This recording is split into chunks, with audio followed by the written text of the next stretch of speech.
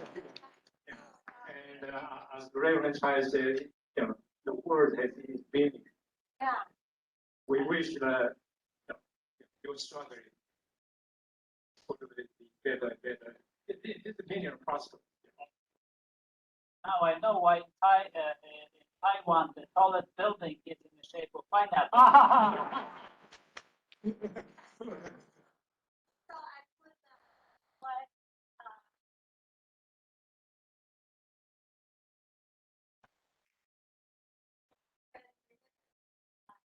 string is the yellow and blue mixed together.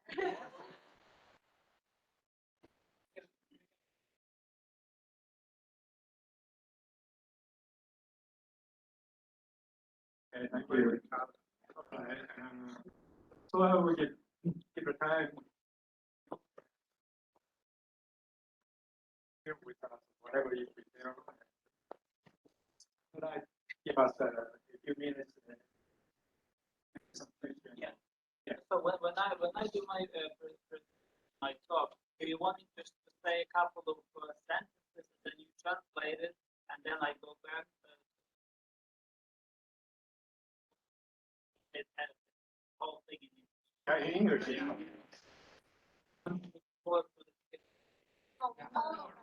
Okay. 一定要了解，真的有。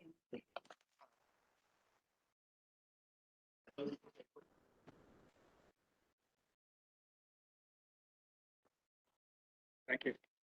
Thank you for coming. Good afternoon, everybody.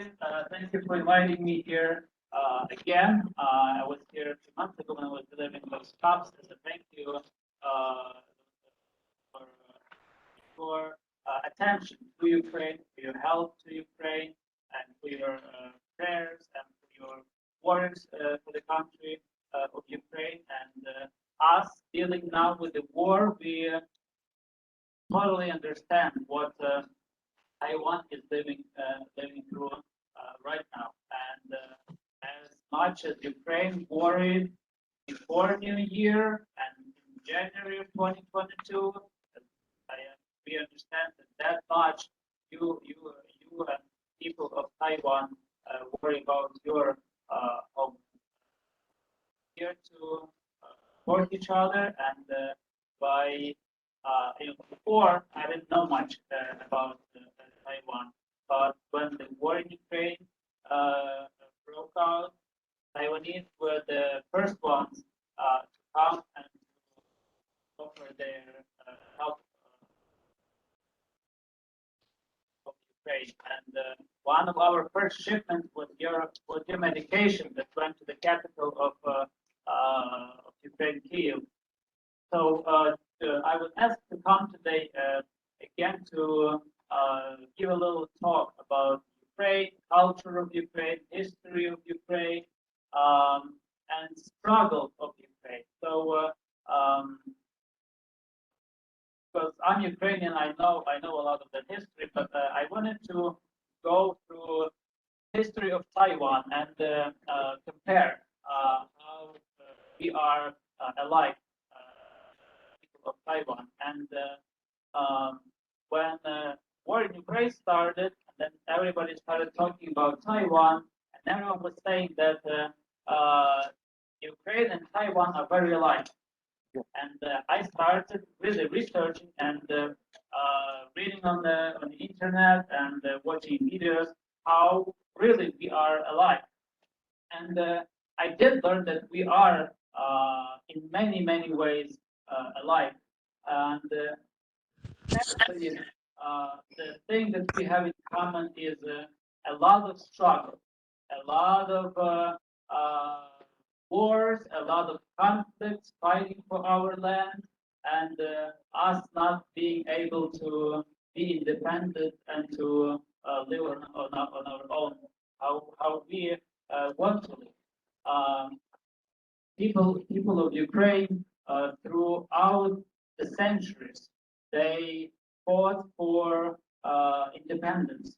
The symbol of Ukraine, the trident, the symbol of Ukraine.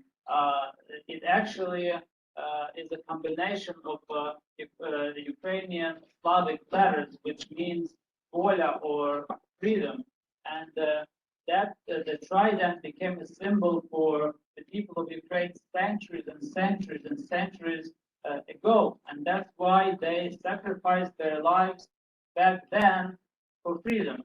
They didn't want anything else but just their freedom to live free and to enjoy God's creation around them and to be happy. And I'm sure the same people of Taiwan want the same thing. They just want to be left alone. They want to live in peace. They want to pray to God, and they want to live in happiness. And oftentimes you have to pay a very high price for that. But we understand that, and we say if we're willing to pay that price, if we will not get to see the freedom and independence, then at least our kids, we're hoping, and next generations will live in freedom. And also, we kind of don't have a choice to give up, to surrender, because we are hoped for the others. If Ukraine would surrender, if Ukraine would give up, then that would bring the hope of Taiwanese people down. And if Ukraine gives up, if Taiwan gives up, then other countries will start taking over other countries in the same manner, in the same way. The stronger will just simply occupy the one who is weaker. And that's why we cannot allow that to happen. And that's why we have to stand up for truth, we have to stand up for honesty, and we have to stand up for freedom and for what is right, even if we have to pay the highest price of our life. So his history of Ukraine goes back thousands years BC, just like history of Taiwan.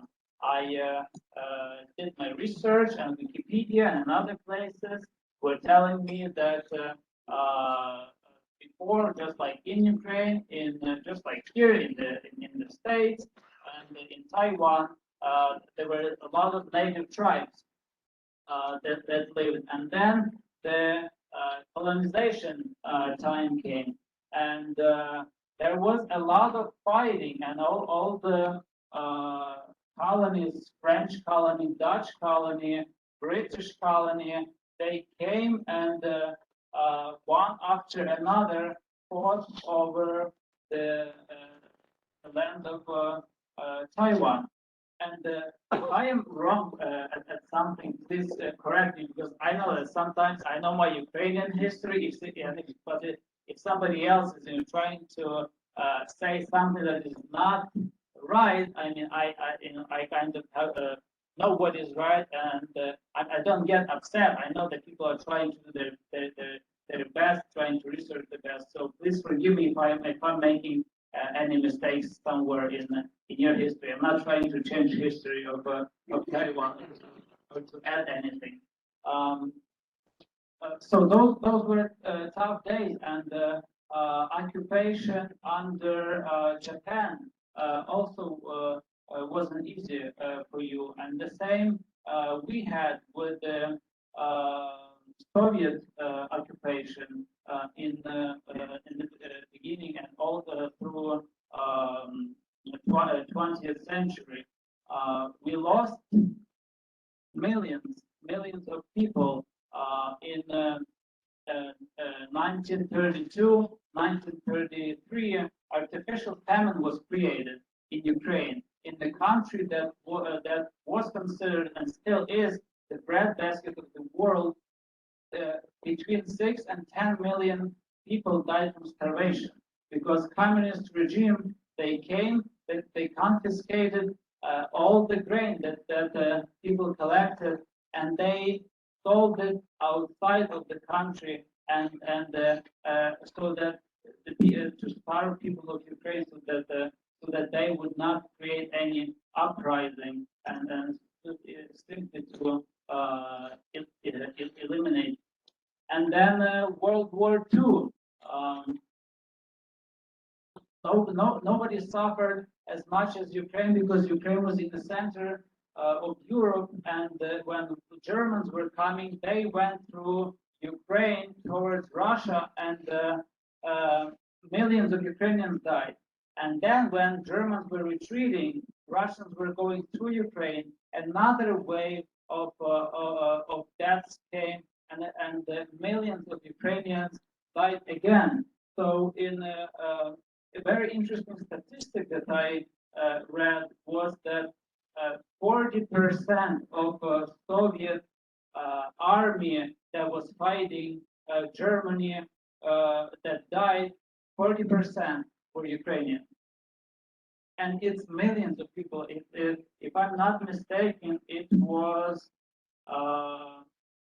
they're saying between 5 and 7 millions of Ukrainians died in World War II.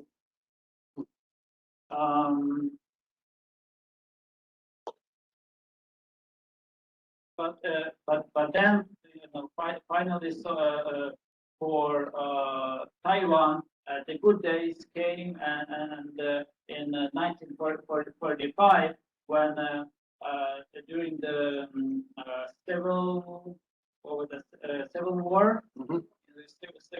war, when government had to run to Taiwan, the new government was established there, and since then you started building up the what's the correct name, the Republic the Republic of China. You started building that from that time on, right? And The Republic of China is a government which came from China, okay, and they set up the ruling power. and from And actually, they brought their army. okay, yeah, few They- thousand soldiers. Yeah, they full of Taiwanese people that they are represent the Buddhist. Uh-huh. But yeah, it's a kind of confusion about the history. Okay, So okay, yeah, yeah. that's what I'm yeah. yeah, but they are Chinese. So from which time did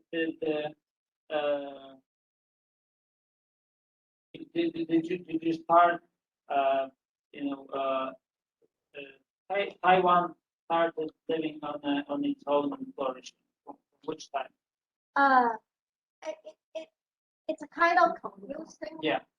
thing because at that time in Taiwan, because they are army, so they practice the martial law in Okay. Taiwan for over 50 years. So Taiwan suffered in sort of martial law, and they can arrest people anytime. So even though they hold it's kind of democracy, but Yeah. the democracy of Taiwan developed very late after senior Zhang. We have a senior Zhang, General Zhang. Which year was that? Around Both which of them are President Zhang, and they are bad. Yeah, they were very bad. Yeah. It's After like- that, we developed our own. After they died. Which years were that? 1945. 45 is the end of the World War II, Yes. but the martial law and the martial law and 87. yeah, 87. It's like in Ukraine. Ukraine became independent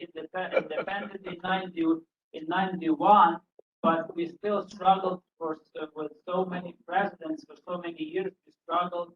We wanted to be in European Union as soon as possible, but the pro-Russian president, they were keep pulling Ukraine, the Ukrainian government, and Ukrainian people from Europe, from European Union, and canceling everything that we wanted to do with the European Union and going back to Soviet Union. And that's why in 2004 there was Orange Revolution. In 2014 there was a Revolution of Dignity when that over 100 people died, and when that pro-Russian president was thrown out, and the new president was elected. And it's we're still fighting for our independence, and it seems that we cannot have a peaceful and quiet year and enjoy our independence. So Ronald Reagan, American president, said that freedom is not free, and it's his favorite quote that is being quoted over and over again. And you understand that only in the times of war, that when you have to defend your freedom. This year for Ukrainian Independence Day, 24th of August, I was invited to local city hall to raise Ukrainian flag, and it was very hard to say, because everybody is used to greeting each other, saying Happy Independence Day, and here we are marking Independence Day of Ukraine, but we cannot say Happy Independence Day because thousands of people died and were dying at that very moment, and still are dying. So freedom is not free, and we need to appreciate the freedom that we have now here in this country. Freedom of that Taiwan has, and freedom of every nation. And unfortunately, youth nowadays doesn't understand how that freedom came, and they need to be reminded how important it is, and they need to teach them at school what it is. Few things about what is happening in Ukraine right now. I want to tell you, and the updates that our church is doing, how we're helping there, and also the picture in general. What's happening. So as of now, Ukrainian Orthodox Church, which you visited a couple times, thanks to your donations and thanks to donations of other people, we collected more than $2.5 million to help people in Ukraine there. We don't go and we don't spend that money right away buying a new drone or buying a new tank or something like that. First of all, as church, we can't really invest money in weapons. So we help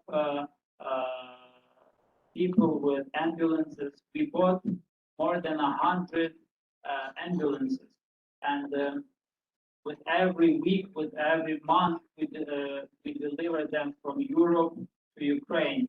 And they say they don't need new ambulances, but those ambulances don't need to be new because they go into the front line, and sometimes they make a week, sometimes they don't make a week. They get destroyed. So they're saying any kind of ambulance that is in a good running condition is good. So that's why we were able to buy so many of them from different countries from Europe. And we're not the only ones who bring ambulances. Other governments are donating ambulances. We also donate money to go to local people there to go and to buy food there, because in some places only certain places do not have. Most of the places have food. It's just the places that do not have food, they cannot get food there because of active bombing happening. That's the only, or like they are surrounded, like city of Mariupol when they were taken into circle. no humanitarian aid would come into the city, but there was plenty of food everywhere, all over Ukraine, and it was ready to be delivered. But they constantly kept bombing those humanitarian trucks. I mean, they were saying that the Ukrainians are delivering weapons and not food, food to people. So that's why on behalf of Archbishop Daniel and Metropolitan Anthony, whom you met as well, I want to say thank you for most importantly for your prayer, because I know how much you pray, I know how much you give Ukrainian prayers, but also for coming to us there a couple of times for all your donations of medicine, for all the financial donations. It's a great support, and it goes straight to the front line. We don't waste any money. We don't pay anybody for any services. Everything is volunteer based. Money is being spent there or given right into the hands of people that need it. Wounded soldiers that are in the hospital, people take money out of the ATM machine that are sent there, and they take it straight to the hospital, to the wounded soldier to help his or her treatment. That's how we help little by little, but that's how we try to help there. From the news, you can see that Ukraine slowly is taking control and taking charge of the war, and it's a positive thing, but it's still not a happy thing, because it's tough to see the ruins that are left after that. And ruins is just the one thing. It's just lives that were lost. Oftentimes on Ukrainian news, they have statistic at the end of every day how many tanks, how many helicopters, and how many soldiers Russians lost during the day, during the week, during the month, and since the beginning of the war. Now they're claiming that more than 55,000 Russian troops died. And Ukrainians being so angry, they want to be happy about it, that so many enemies died. But at the same time, you look at Ukrainian cities, and one city of Mariupol that was destroyed completely. One city had 500,000 people, and nobody knows how many people died there. People are buried everywhere. People are buried on the streets. People are buried on the sidewalks. People are buried in parks. People are buried in mass graves. People are just laying in the basements dead for months. That nobody can get to them. So they're saying that just in that one city, probably more than 50,000 civilian people died. And you're not even talking about all the other cities everywhere where the war is taking place. So I don't know at the end what kind of numbers those will be, the losses for Ukrainian civilians and the military, but it's just not a happy picture, and that's why we need help from anybody. Just seeing somebody who is not even Ukrainian, having Ukrainian flag or having Ukrainian sticker saying that I support Ukraine, or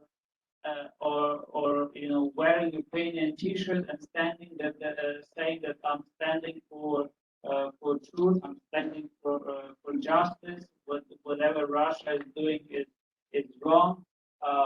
That helps us, because without help of the world, without help, military help, Ukraine would have lasted, a week or a month maybe, but we definitely wouldn't be able to put a fight that we're putting right now. And know and we're sure that if time comes, and we hope and pray that it wouldn't come, people of Taiwan are as zealous and as strong about their independence and are willing to fight just as much as Ukraine, Ukraine is fighting. And if the world is helping Ukraine, the world will also stand for rights and for what is right for the country of Taiwan. Because that's in the first place why the world is helping Ukraine, because Ukraine is innocently suffering, unprovoked war. And that's where you guys are on that edge right now. And China is looking for every little opportunity that you can provoke that they can start the war. We know and we understand. I just learned a month ago that Poland bought drones from Taiwan for Ukraine. 1,000 drones. Yeah. 1,000. It's just this news are coming from everywhere, and I'm like, because I was in Poland this summer, I said, oh yes, I know Taiwan would help. They're our friends. They're our best friends. Do you have any questions?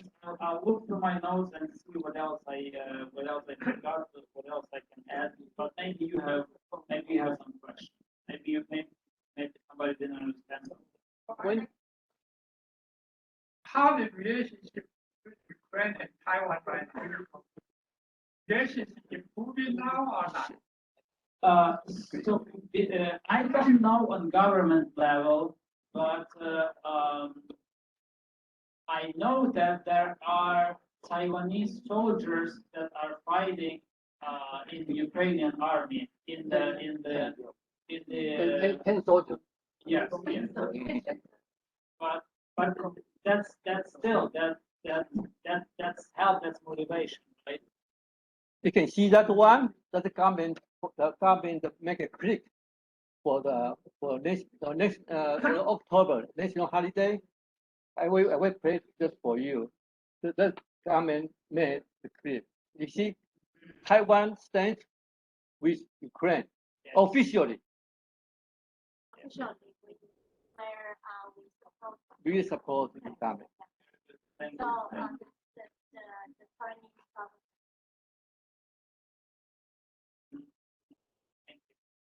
I suggest maybe Taiwan and Ukraine can establish some student exchange.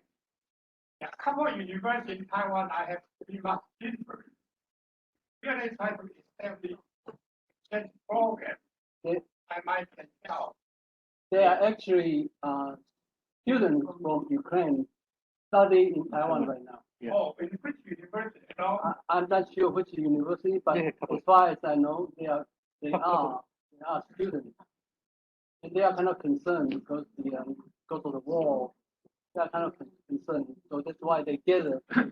They actually organize a few like a support awareness group, and yeah. I don't think there is anything going on much on national level, because the question of Taiwan is very delicate, and it always was very delicate. That's why the United States, they don't have official embassy. They don't have official relationship with Taiwan, but they are for Taiwan more than for anybody else in the world, right? That's true. The ships that are guarding the what is it called? Taiwan string. Time straight. Yeah, and the military aircraft and the promise that the American government gave, saying that if China innocently provokes this war, just like Russia did with Ukraine, then we'll step in. No question asked. They made that official. Yeah. Currently, I'm a professor at Roberts University, there are any Ukrainian students studying at Rutgers? I know there are, yeah. Yeah, I might need some help. Just ask them, contact me, my topic. Yeah, I business for business. I would like to have if any student actually they need some help. How I go over those. Essentially, my help is he or she can work for me as a part-time assistant. If we can get hold of them somehow, then we can organize this. Because I know that there always were Ukrainian students at the Rutgers University, but unfortunately they were never able to create like their own society, their own group, and like come to the next level and to be known that they are in the community. But I know that there definitely at all times there are few Ukrainians there. At this point, I'd like to make just one example. I have a friend right now. He lives in California. He used to belong to our church. He went back to Taiwan, served as the director of the synchrotron radiation research facility. He is a business started. In fact, he told me he has two research associates originally from Ukraine, and he loved them so much because the work ethic and certainly the knowledge and it's so good. Yeah. So I think Taiwan and Ukraine has some kind of, it's not official Connection, yes. but if there's a job, for example, Taiwan right now in the infrared circuit industry, IC circuit is IT industry in Ukraine is booming right now. I mean, was booming, and I know that Taiwan is the leader in the world making microchips. Yeah, that's right. Yeah. In fact, Taiwan needs a lot of people working on this area. Actually, Taiwan government has quite a lot of scholarship for foreign students, including most of them come from South Asia. And I'm not surprised people from Ukraine. From my experience, students from Europe, their mathematics is better than average American. So if they study engineer, for example, Taiwan's chip, almost #1 worldwide. The university could be the country minority called Jiangmen Chiao University. They established a formal relationship with Sweden about 30 years ago. They do pretty well. Okay, that's something like that. Yes, yeah. Old school was good, and what I'm afraid now is that young generation is becoming lazy and just gets very minimum. Yeah, I know, but essentially, after the pandemic, education also online now. Online. So some connection with Taiwan. I know that maybe don't let young guys get out, get a fight. So they can study online. Correct. Yes. And Ukraine was also making a lot of these microchips. So that's when the war in Ukraine started.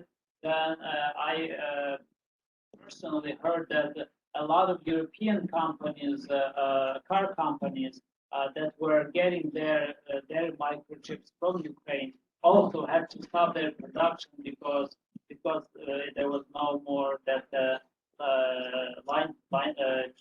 chain line for supplies. Yes. I don't know your university how much they emphasize finance and accounting. Any one of them, actually, I'm pretty leading in the past year worldwide. If they want to give me want to invite people to talk online, I can do that. I don't know how much. Yeah. I don't know, I came here 15 years ago, so Yeah. I don't know what the school situation in Ukraine is right Yeah, now. right. They constantly go through reforms. Yeah, because so more realistic in Taiwan, leading university engineers, they can communicate by online. Yes. That's maybe the most realistic. Yeah. Approach. I have two questions. Also, I'm curious about the religious belief in Ukraine versus Russia. Okay, because under the same religious, and then both sides in the same thinking says against the Russian invade Ukraine for no reason, right? Just for selfish. That's the first question is the religious, how the position this country versus Yes, that. yes. Second question is, maybe I think Putin is push for referendum of some eastern region because they already occupied. Sure, if they put some pressure for the voting, all right, because they under the occupation probably leaning towards the independence. Then how did you guys think about that outcome? Yeah, that referendum is never will be recognized. Recognized. Yeah, I just think- like what it was before with Donetsk and Luhansk. Yeah, With those, it's because it was all fabricated. Nobody recognizes that. Just like Crimea was taken, nobody recognizes that, and nothing. Whatever Russia is doing is just not being recognized because we know it's all fabricated. When it comes to religion, up until 10th century, where Ukraine is right now, it was Kiev and Rus. It was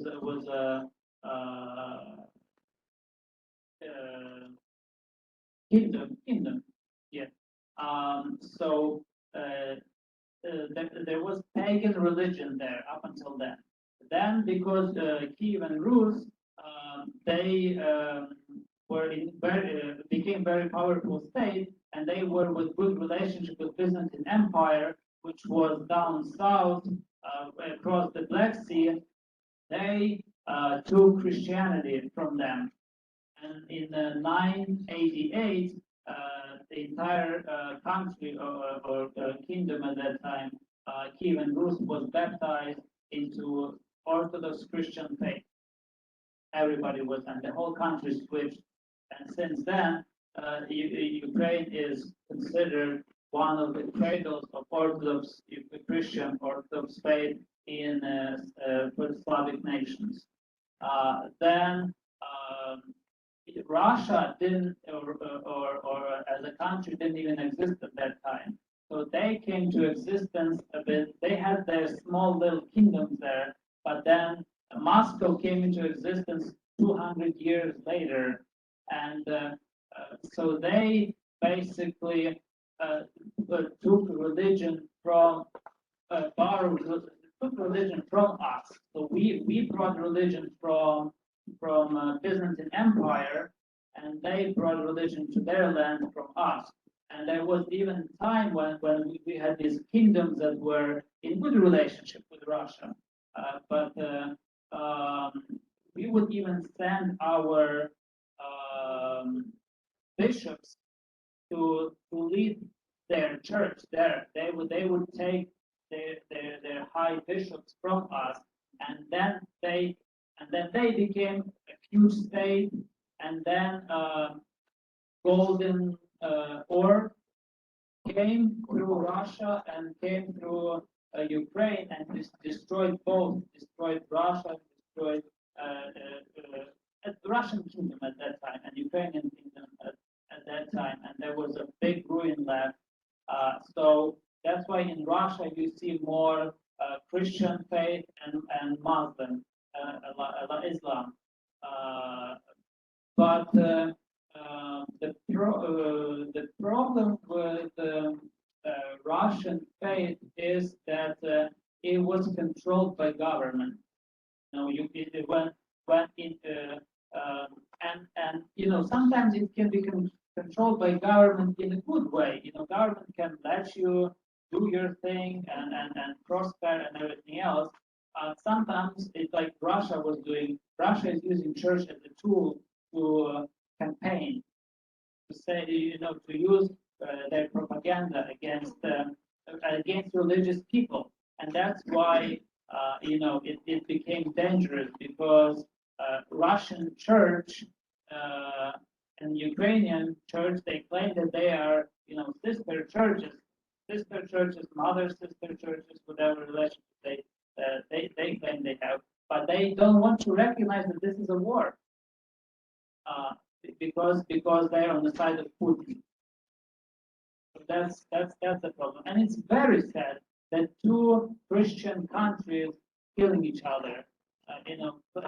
But if you really look, in all reality, who's fighting on the Russian side, it's the people who don't believe, people prisoners. You see on the news now, big thing is that Russia is sending their prisoners to fight in Ukraine. They're saying, you go to war, you fight, and then you're free. So that's why you have these horrifying crimes happening also, because personally, in normal mind, they wouldn't torture people like that. And that's what all these prisoners and just sick, crazy people. That's what they do. I mean, average person, when they come and see the horror that the average soldier, Russian soldier, who comes and sees what's happening in Ukraine, they just drop weapons down. They say, I don't want to fight. This is a big lie. This is not true. Why I came here and I'm not freeing anybody. I'm not liberating anybody. I'm just causing death and destruction. Actually, this is one of the questions I had in mind last. Yeah, I know when there's a Russian Orthodox Church, okay, and then you have a Ukrainian Orthodox Church.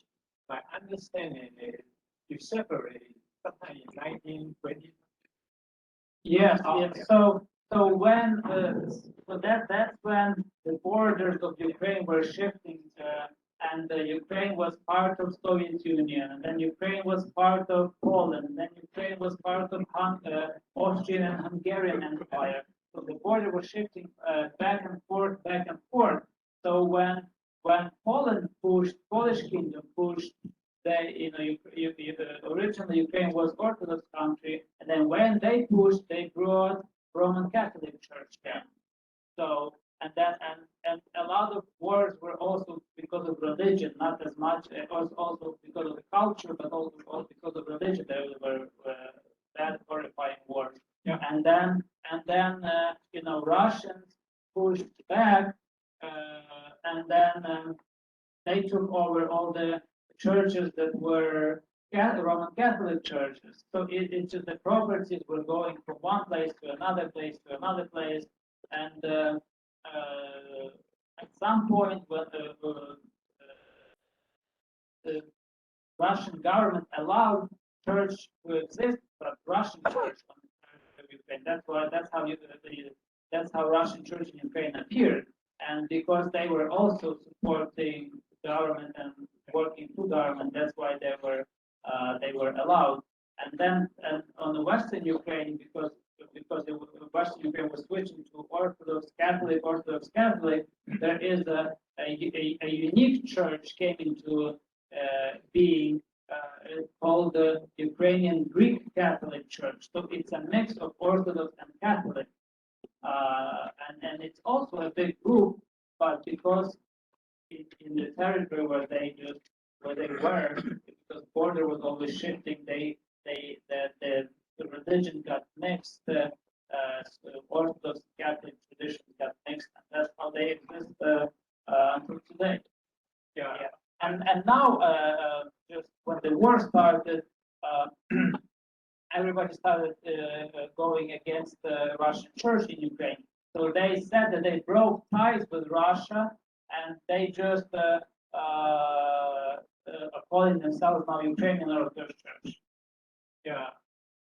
You mentioned that there's so much similarity between Taiwan and I'm reading an Obama book, The Great Famine.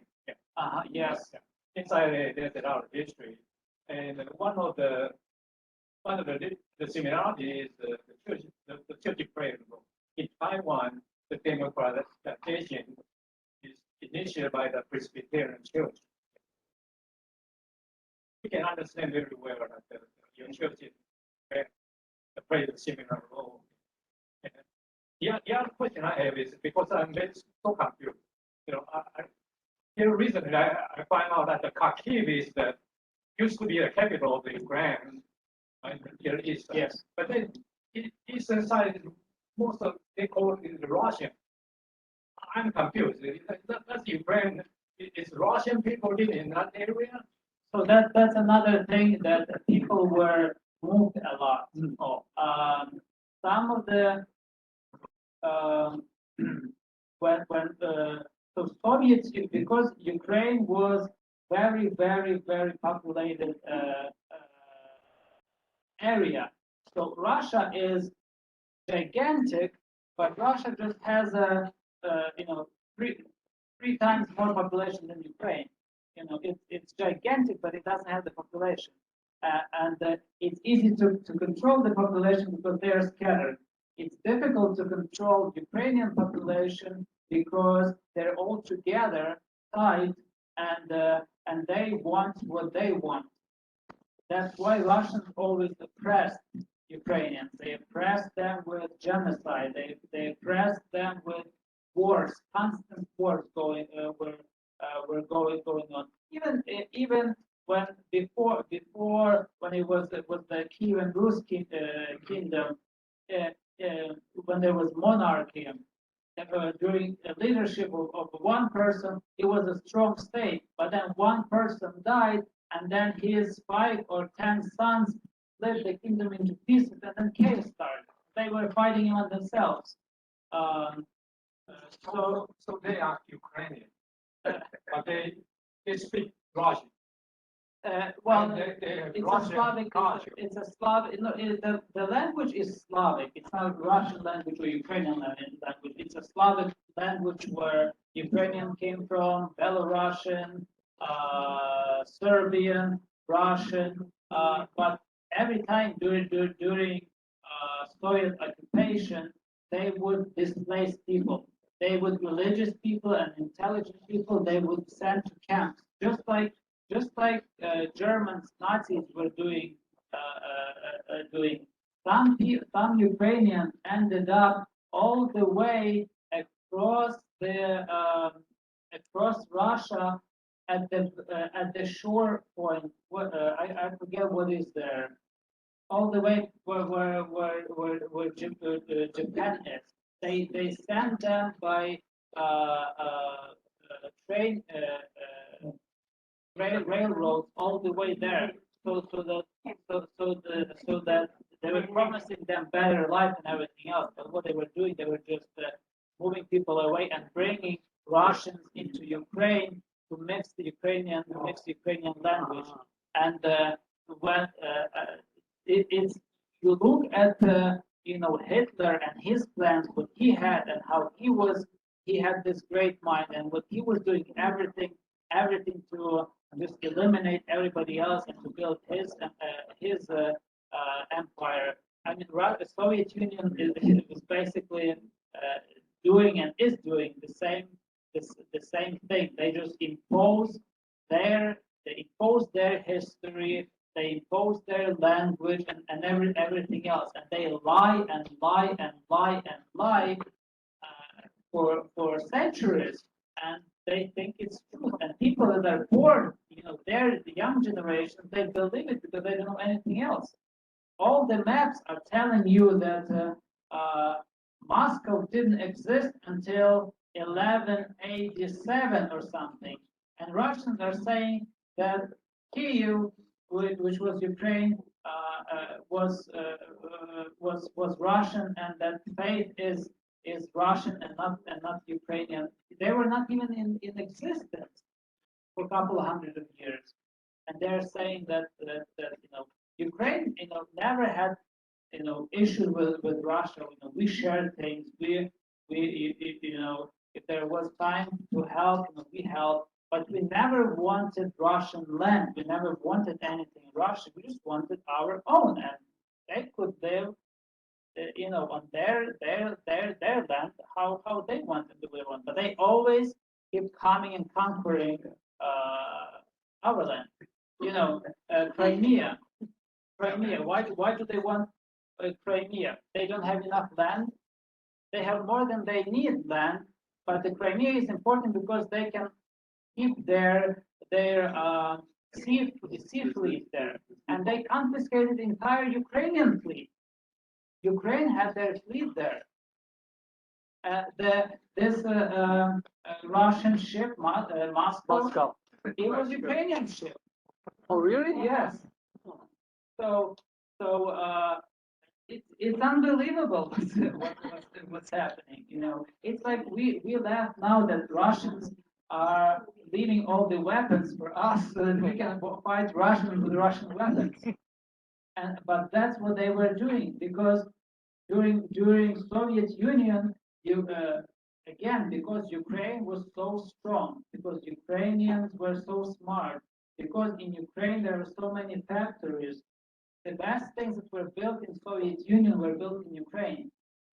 90% of nuclear weapons in the entire Soviet Union, 90% were at that time in Ukraine located. So and Russia needs Ukraine only for the reason so that they can threaten others with their power, just like China and Taiwan, so that they can have the island just like Russia has Crimea, so that they can have their fleet there, so they can have more control, so that they can have the wall that protects them from everybody. It's just showing being greedy, and showing how much more power and control you want. They don't need it. But they're just crazy with the hunger for power. I don't know. How much percentage of the Ukrainian population is pro-Russia? How much is the Ukrainian population. Ukrainian population is unfortunately constantly going down. I think in 91 there were 62 million, 40 million, and now they're down to 42 million. And how much percentage is pro-Russia? Not I don't know, not much. A lot of them speak Russian language because the border was shifted back and forth. But and because they have relatives in Russia and Russians have Ukrainians in Ukraine, they don't really want to fight because they're killing each other. They're killing their family members that way. They don't want that, but it's just the government that does that. So now I think 41 and something million of Ukraine. It was before war. But what United Nations were saying that since war, 12 million people left Ukraine, so that leaves Ukraine with 30 million people.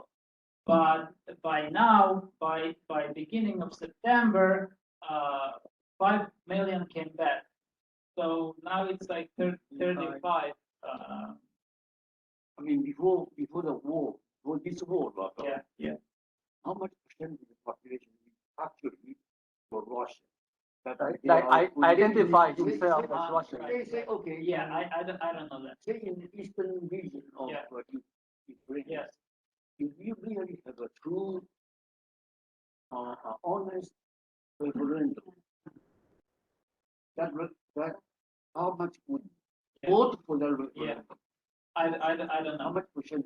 I don't know. Because we Taiwan actually face the same situation. Some of us identify themselves as not that that makes more competition. Yeah, I read it online that your statistics that some percent, little like 10% Yeah, of what they're somebody, saying, less they're strongly yeah. Chinese, and then I think 50% or something are saying that they don't want to start any war, they want to start any conflict, they don't want any they just want to live as they're living right now. They don't want any change. Yeah. Yeah. But over 80% of Taiwanese people identify themselves as Taiwanese. So that's why we. I don't know that statistic. I don't. But what makes it difficult is that Russia always fabricates those referendums. That's the main problem. There was no problem. Like Ukrainians even didn't have a problem with Russian speaking people speaking Russian language. There was no problem until Russia started doing this purposely. Fighting people against people. They live in peace and harmony, and television was bilingual and everything else. You have a couple even more languages also that they can live in harmony up until somebody put them against each other. Yes, one question. I have a question. Earlier today, Putin was saying that he was going to mobilize 30,000 more Russians. Yeah. The normal Russians. 300,000 actually. 300,000. Yeah. Reserve So it. he is going to mobilize that many Russians for war. But just mentioned earlier that the last few months he has been losing the criminal Russians, and who has done a lot of very violent things. So now that he's going to mobilize, it's no more Russian. Do you think how much it impacts the 300,000 Russian soldiers who has a more hopefully or no more mind Yeah. do? What is it? I'm not a military expert. I don't know what that would do. You listen to the news, and a lot of news are saying that sooner or later the Russian people are not gonna put up with this because they had good life before. They had. I mean, in the big cities. And what they're saying also that they're gonna mobilize people from all these far away like tribes from different nations that are part of Russia right now because they can't really go and protest and create a big uprising. They're not going to mobilize people from Moscow and Moscow area. They're not going to mobilize people from St. Petersburg and area because those are big cities. And in the big city, you're going to get uprising and protests right away. So they're trying to. That's what I'm hearing. That they're just trying to get all those people from those remote places all over Russia, from different tribes that I don't know how they can teach anybody to fight with the. I don't know who's gonna go and how they're gonna go and if that's gonna go anywhere. President Pasakas, can you spend some time about tradition and culture? Yeah.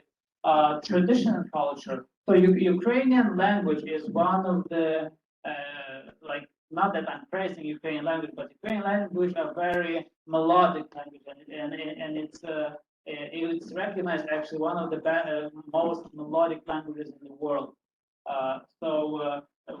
When it comes to the Ukrainians like a lot to sing songs. Then very popular thing for Ukrainians is to color Easter eggs. It's a crazy tradition. They do it on real eggs. They do it on wooden eggs. They carve wooden eggs also. There's a whole different. They color ostrich eggs. They color it in a special way with wax. They even with different chemicals. They carve the shells of eggs. So this is the big thing. They like to do that. And also embroidery is a very popular thing in Ukraine.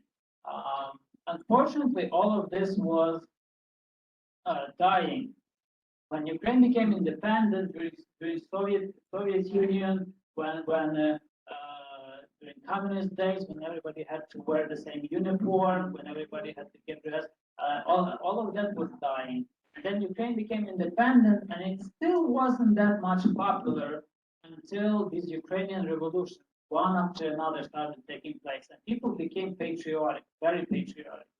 And it's very good that now everyone, all the people around the world know about Ukrainian embroidered shirts. All the people know about Ukrainian Easter eggs. They come to sign up for our workshops at our center there for Easter egg workshops. Dancing is also very popular. To me, I'm pretty sure I cannot distinguish the dress, Polish dress or Hungarian dress or Iranian dress. It's kind of tough to me. To me, it's very similar. So you're correct about it. And every if you really look, every nation has that kind of the same thing, but even in a different region of Ukraine, the style of embroidery and the type of material that they use, that varies. And they say, "Whoa, this is ours," and they say, "Oh, this we're proud because this is our part."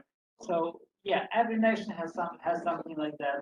But that's what is popular thing in Ukraine. And then food-wise, the Ukrainian Ukrainian, Polish, it's all the Slavic people like the pierogi, if you know what that is, like dumplings, but they like much harder though. With sometimes they put even fruit inside or cheese potatoes, stuff like the pierogi. Yeah. We call them baraniki. Yeah. What else? And then Ukrainian borscht. That red soup, red beet soup. That is a must when you go to Ukraine. Yes. Yeah. Yeah. You must have that. But red beets are very healthy. They're very good for you. So Ukrainians are eating them for centuries. That's why we're kicking the Russian butts so hard. When I was in Ukraine, there was a statue. The woman with the wing, the gold, like a gold. I think it is the golden statue, the huge tall statue. Oh, it's archangel would be. I was told gold. If it's gold, then it's archangel. So I was told that Ukrainian hated that statue. Okay, then it's not gold. It was a metal color. So like why silver. Ukrainian hated that statue? That's in Kyiv because that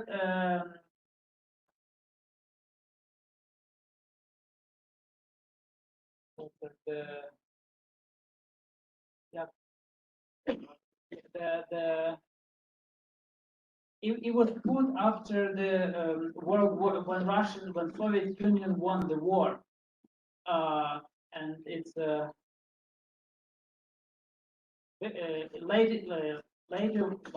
later victory. Yes. So that's why. Another thing that again I'll tell. So that's why they want it down so badly. That's why they hate it because it's associated them with Russia, with Soviet Union. Oh, because again, if you really think, as I told you, that 5 or 7 millions of Ukrainians died in the Second World War. So Russia fought with Ukrainian hands. So Russia claims the victory. and even not Ukraine. Another thing was when during Soviet Union, when Ukraine was under Soviet Union, you saw right in the beginning when war started, they demolished those statues that represented unification of brotherly nation. So that's what Soviet Union again was putting in people's minds that we have to be one. We have to be one nation. We have to be one people, and not saying that we need to be going back to the roots all the way back. That we need to be Slavic people. They're saying we have to go back, but we have to be Russian. You know, so that's why everything from Soviet era is hated in Ukraine. The same way in Taiwan too. It's our statue that we don't like. Yeah. Okay, now we'd like to share the picture is Taiwanese people running on the street to support Ukraine, and that's one few weeks ago. And then we took this picture, and then I will show you the whole story and how government fully support your Ukraine.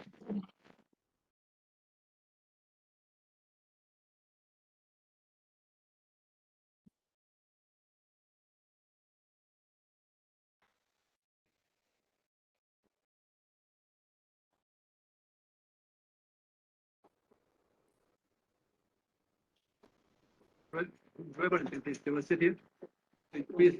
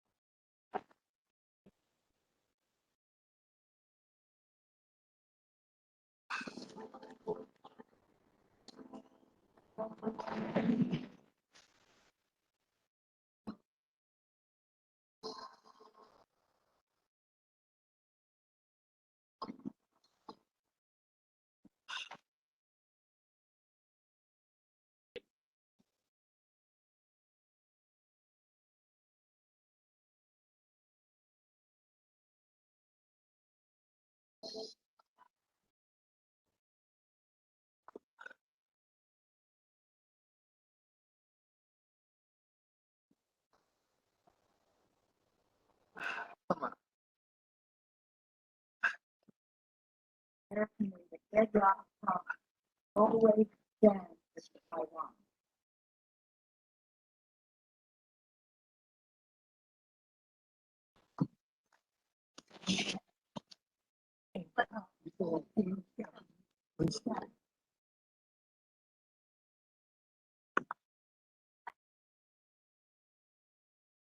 Okay, that is the most important that we, the Taiwanese government and the Taiwanese people fully support Ukraine.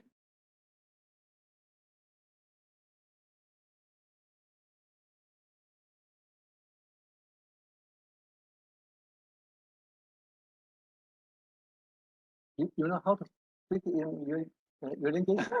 Right. Taiwan, Ukraine, Ukraine.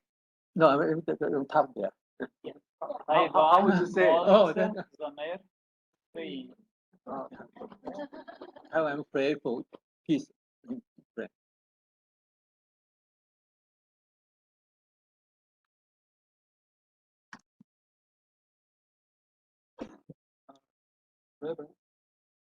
So just for the language, Ukrainian and Russian, they looks like Spanish and Portuguese, or how much different? Well, I don't really know the Spanish or Portuguese, but they're from the same. Yeah, it's like it's. Let me ask you. So if you speak only Ukrainian and the other guys only speak Russian, can they communicate? Yes. Up like 80%, 60%? Well, it also depends on the generation. Like my generation, I started going to school, and my year was the year when they stopped all the Russian books. Okay. But TV was still bilingual. So I didn't have to read at school in Russian, which is very easy. But I understand completely everything, and I don't speak perfect, but I speak very good Russian because at the time when Soviet Union collapsed and when Ukraine became independent, I was at that time when both languages were in heavy use. That's why I know that. Now, people that are born now, Ukrainians, they can like 70% be able to communicate with each other. I think it's easier for Ukrainians to communicate with Russians than for Russians to communicate with Ukrainians. And it just how difficult the language is. Russian is I don't know. I think easier or what? What are we going to see in your culture center? What? Your culture center. We're going to visit your culture center. Oh yeah. Well, We think it's worthwhile for us to organize an outing to visit your. yes. We just need to organize that. Yeah. We have a big meeting coming up of all of our clergy and all of our laity from all over the country. They're coming from 12th to 15th of October. So we're getting ready for that. It's going to be a big event for us. I will go back to the office to work, and I will ask them again when we can organize that. If we can do it before we have that big event, because we're very preoccupied now getting everything ready for that event. Even before that, or we can do it after that. Yeah. Okay, let me show you a little bit about Taiwan.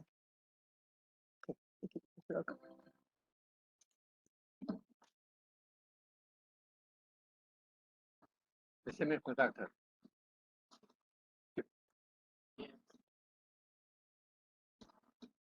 Global.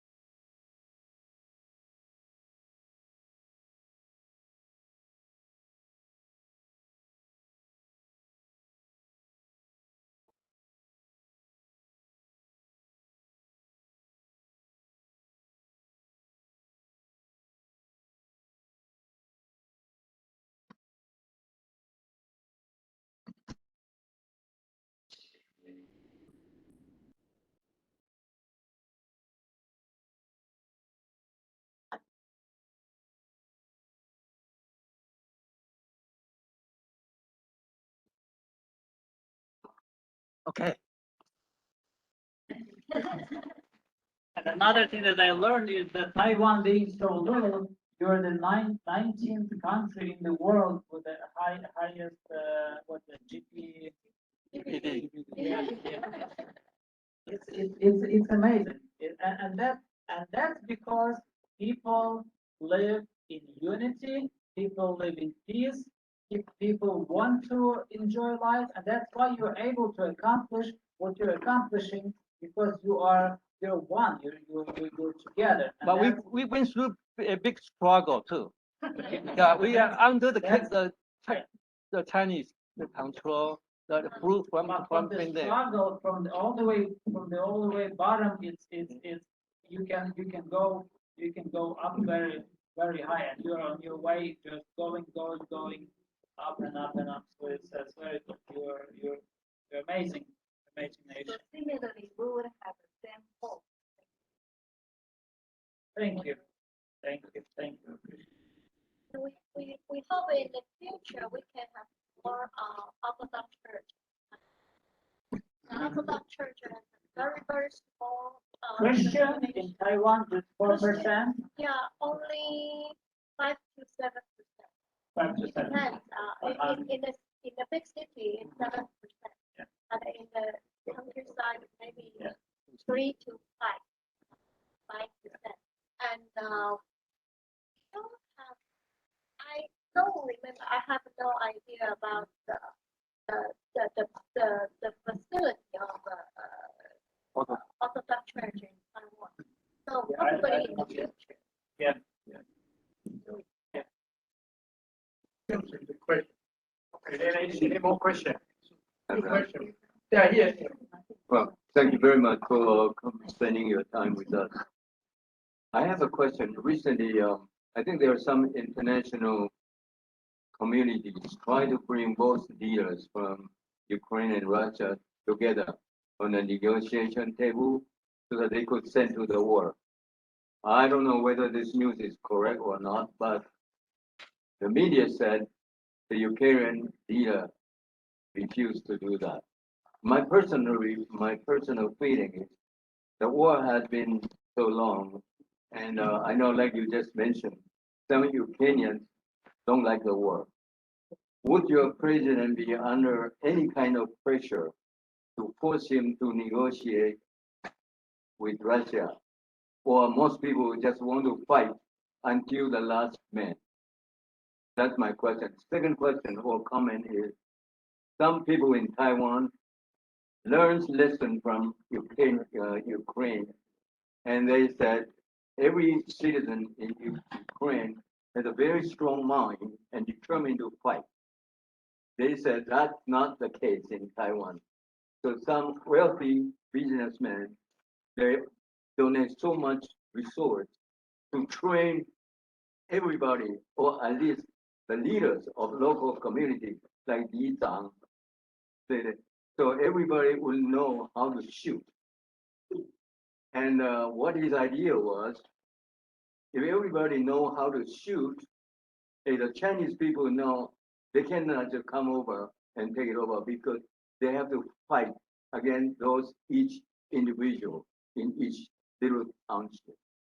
And I thought that a very good lesson learned from Ukraine. My major question is, what do you think? One day, sooner or later, your leader could come to agree to sit down with Putin and come with an agreement so the fight can stop. What is your personal feeling? Yes. After Crimea belonged to Ukraine, then we should talk. Yes. First of all, Ukraine, since the negotiations started, Ukraine said that they wanted their sovereign borders to be restored how they were. And that's the first thing. And then we will start talking. And Russia never wants to give Donbass and Luhansk and Crimea. No, that will be the worst slap in Putin's face. That's why Russians didn't want to do any negotiation, and now they're saying they want to do negotiation, but the Ukrainians don't want to do. Ukraine, because now Russians are in trouble. They see that they're being defeated. But the Russians are not just being realistic about the conditions of the peace. The amount of damage that they caused. Who's going to restore all of this? Who's going to restore the psychological damage? Who's going to restore the economic of the country? Who's going to restore the families that died, the parents that saw their kids dead, kids seeing their parents dead? It's just devastation to no end. And Ukraine, a lot of, and I don't even no, some of the Ukrainian soldiers are saying, a lot of them are saying that we will just die, but we will not give up. And Ukrainian army, they might not even, allow Ukrainian government to to to to sign any peace until they really get very, very good promises back, because always, when you have something to do with Russia, you always end up getting anti-promises. Just like China and Hong Kong, just like the same thing. They say, but they never do. They make promises, but they never fulfill them. So it's they want to make peace for their own benefit, so that they don't get ashamed, and then everything else. And then later on, they still go to their own. Ukraine gave up all the nuclear weapons, and treaty was signed that Ukraine will be protected from war. And then Russia took the weapons, and Russia attacked Ukraine. Guess what? What was the point of the treaty? Useless. They could write it once, they can write Exactly. it again. You can't trust anybody, That, especially.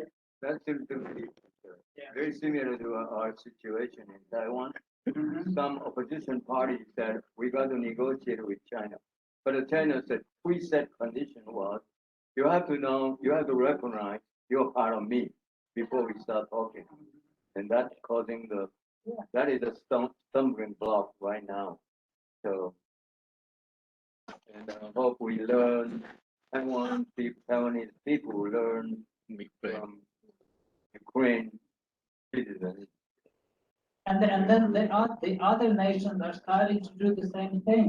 That they start treating each other like Russia's treating Ukraine, like China's treating Taiwan. I had my notes somewhere else. Now look at Iran.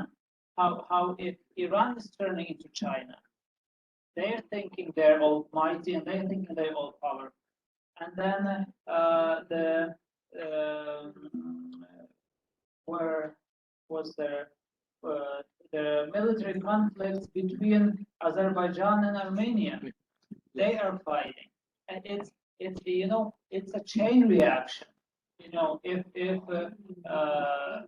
they see a possibility, why I said this before, and I still can't comprehend how world allowed Russia to get away with everything that they got away so far in Afghanistan, in Chechnya, in Georgia, in where else? In all these places, for the past 20 years, Russia started these war conflicts in Syria. What happened to Mariupol is an example of Aleppo in Syria. Why it happened to Mariupol? Because it happened to Aleppo, and Russia didn't get punished for it, and that's why it's happening to Mariupol. And guess what? It's going to happen to somebody else if Russia is not going to be punished for that. And that's why it's going to keep happening until it stops. And empty promises and treaties are just I don't know how safe it's even to consider anything like that. Okay. Any question? The last one. Excuse me, you were talking about during the World War, Ukraine lost so much army. But then Ukraine was an independent country, and the army fighting along with the No. Ukraine was one of Russian republics. Yeah. So the army belonged to Russia. Well, we were part of Soviet Union, so we're all one. Yeah. Okay, if not, then we thank you very much. Thank Thank you for coming here. Students. Okay, so these are the students who were able to come with me today.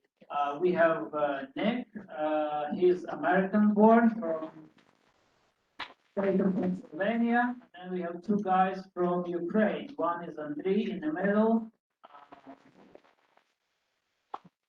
How many years ago did you come? 3 years ago. He came 3 years ago. We have another Andriy who came just a month ago, actually. A month ago from Ukraine. He came to the States, but he didn't come from Ukraine. He came from Poland. He's Ukrainian who lived in Poland and then came here. He left Ukraine before war. He couldn't go back because if he would go back, he would be drafted into to serve in army. So he just stayed there, and because we can't bring students from Ukraine because they all have obligation now to serve in army.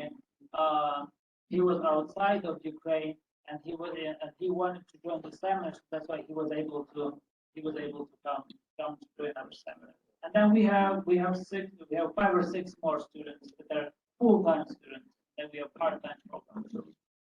Yeah, I grew up in a Presbyterian church family. So as far as the Presbyterian tradition or literature, yeah, I know pretty well, but I don't know anything about Orthodox Church. This morning I told that because you are busy, you told me that you have a morning service. Yes. And people ask him, why Wednesday? So it's like in Catholic. Morning Yeah, just like in Catholic Church, they have Mass before hour. We call our service liturgy. When we receive communion, and certain days of the year we celebrate certain holidays that are dedicated to the life of Jesus Christ or to the life of his mother, the Holy Family, or saints as well. Those are the feast days that we celebrate. Okay, thank you very much for coming. Hope the peace is coming soon. Peace. That's a show on the Tower Taiwan 101. We should just stay for a while and we can have a picture together. Oh, you want? Yes. We have time.